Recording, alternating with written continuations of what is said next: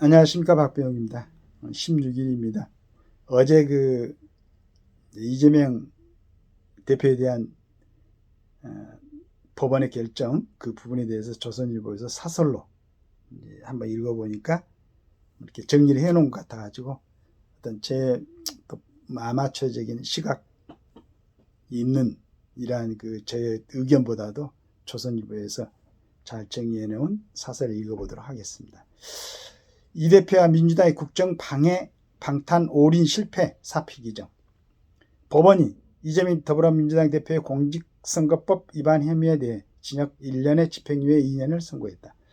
대법원에서 금고 이상형이나 100만 원 이상 벌금형이 확정되면 이 대표는 의원직을 상실하고 대선 출마도 불가능해진다. 민주당 또한 지난 대선 때 선관위에서 보존받은 선거비용 434억 원을 반납해야 된다. 그동안 온갖 수단을 총동원해 사법 리스크 방탄에 나섰던 이 대표와 민주당이 최대 위기를 맞은 것이다. 재판부는 허위사실 공표되면 민의가 왜곡되고 대의민주주의의 본질이 훼손될 수 있어 죄책이 가볍다고 할 수 없다고 했다.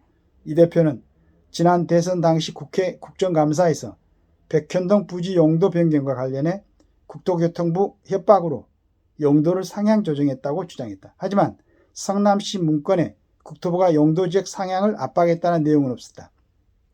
성남시와 국토부 공무원들도 국토부 협박은 없었다고 증언했다. 재판부는 이를 근거로 용도지역 변경은 성남시 자체 판단이라며 이 대표 발언이 허위라고 했다. 재판부는 이 대표가 방송에 나와 고 김문기 성남도시개발공사 1처장 등과 해외에서 골프를 치지 않았다는 취지로 말한 것도 거짓이라고 했다. 다만 김 씨를 몰랐다고 말한 부분은 일체의 교유 행위가 없었다는 의미로 단정할 수는 없어 허위사실 공표에는 해당되지 않는다고 했다. 이건 이제 무죄로 했었죠. 이 대표는 수긍하기 어려운 결론으로 항소할 것이라고 했다. 민주당은 명백한 정치 탄압이며 사법부를 이용한 야당 죽이기라며 대대적 투쟁을 예고했다. 법원 판결에 불복해 2심에서 유무죄를 다루는 것은 정해진 절차지만 정치 탄압으로 또다시 장애투쟁으로 가선 안 될 일이다. 민주당은 그동안 국회 다수 의석을 앞세워 온갖 방식으로 검찰 수사를 방해하고 법원을 겁박해왔다. 민주당은 쌍방울 불법 대북 송금 사건과 대장동, 백현동 비리 수사를 담당한 검사들에 대한 줄줄이 탄핵 소찬을 내고 이 대표를 괴롭힌 죄라고 했다.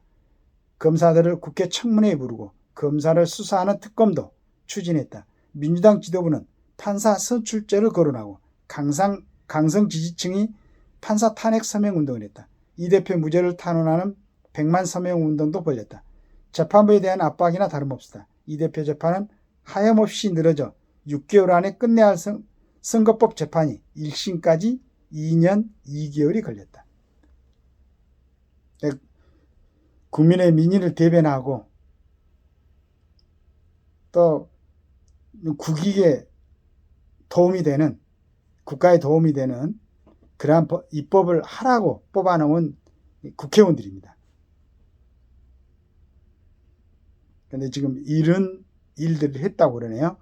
방탄을 위해 입법권도 동원했다. 민주당 의원들은 이 대표 처벌을 막기 위해 기소의 근거가 되는 선거법 조항을 바꾸는 개정안을 냈다. 할 수 있는 방법은 모두 동원했어요. 그런데 이런 법들이 국가의 어떤 근본적인 기관을 형성하는 아주 근본적인 법들이죠. 이걸 이 대표의 방탄을 위해서 바꾸려고 개정안을 내놨다는 얘기입니다. 검찰을 개정해 수사기관 무고죄를 만들고 표적수사금지법도 발의했다. 불법 대북 송금 사건으로 구속 재판 중인 이하영 전 경기도 부지사는 국회 청문회에 불러내 일방적으로 변명할 기회를 줬다. 국회를 장악한 정당이 오로지 이 대표의 한 사람을 위해 입법권을 마구잡이로 휘두른 것이다. 이걸 다 국민들이 보고 있었죠. 청문회를 통해서도 봤었고. 민주당 공공연하게 윤석열 대통령 탄핵과 하야를 주장했다. 이 대표 선거가 임박하자 매 주말 정권 규탄 장애 집회를 열었다. 이 대표 처벌을 막으러 윤 정부 흔들기에 나선 것이다.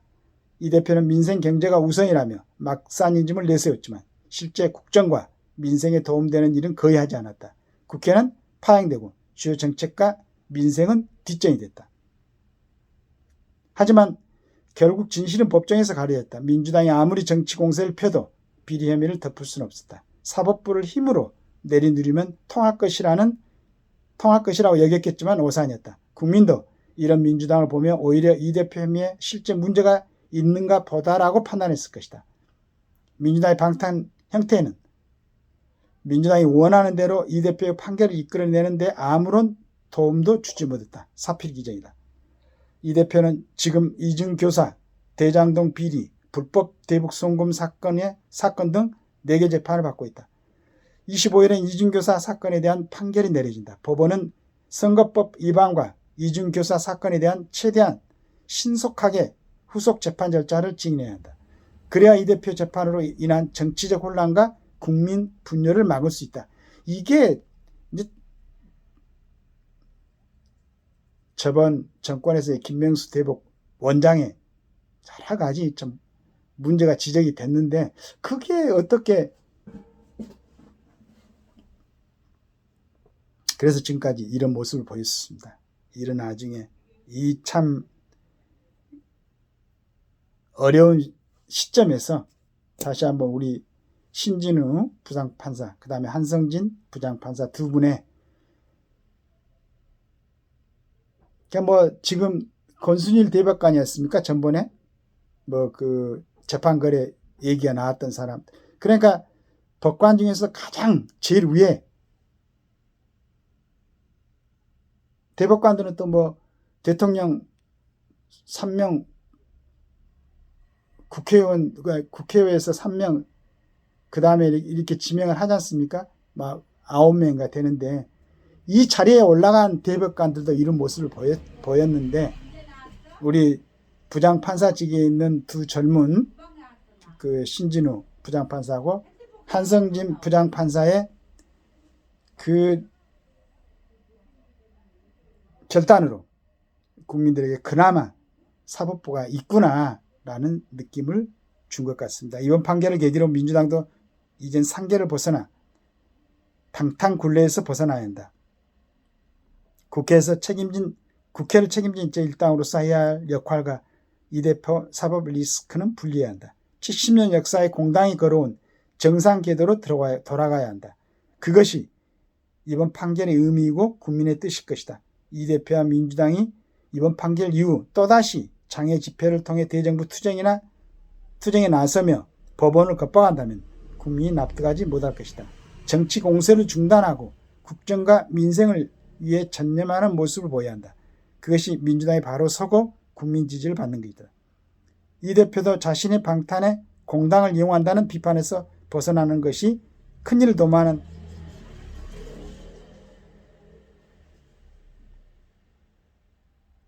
지도자로서 평가받는데 보탬이 될. 근데 이 문자에는 나는 별로 동의를 하지 않습니다. 이 대표가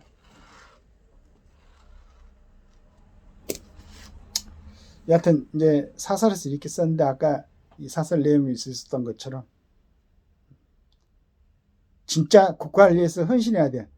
정말로 책임지고 막중한 책임과 권한이 있는 사람들은 오히려 그냥 또 혼란스럽게 만들고 있었는데 이 와중에 이런 용기 있는 판사들의 그 다음에 이제 거기에 정확한 판단을 내리도록 증언을 했던 분들의 그 희생으로